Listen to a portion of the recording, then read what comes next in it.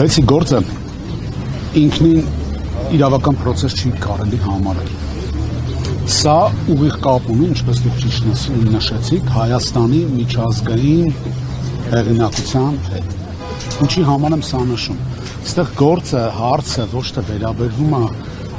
նրան, որ միջազգային գործընկերները ներդրումներ կատարեն, որը որ վտանգված է, դա փաստ է։ Այստեղ այդ ազգայնացման ինստիտուտը, որը